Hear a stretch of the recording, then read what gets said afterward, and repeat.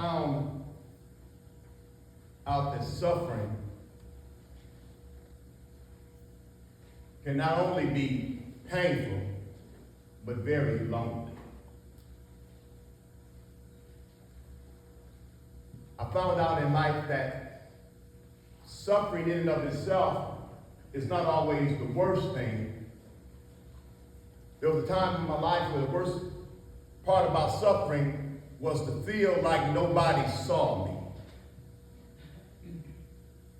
There's just nobody who sees.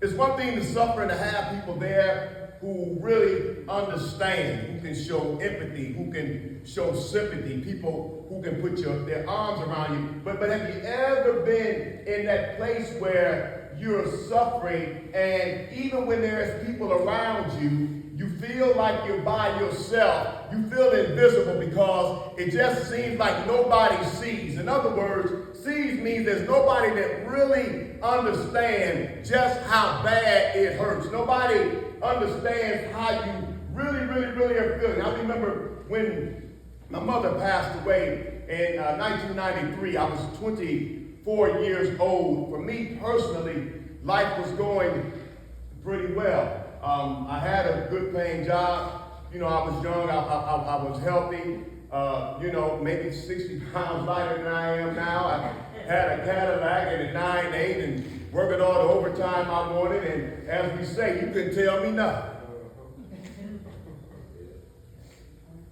But when my mother died, that tested the very fabric of my soul. There was a brokenness that I've never been able to articulate when my mother died. My whole world stopped when my mother died. And I was broken because I felt like God did not see.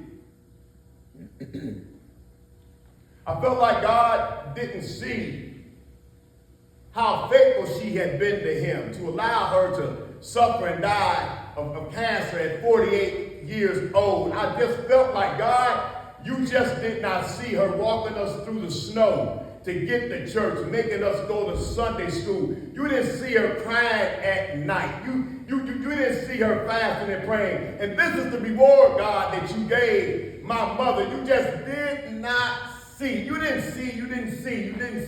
And at the funeral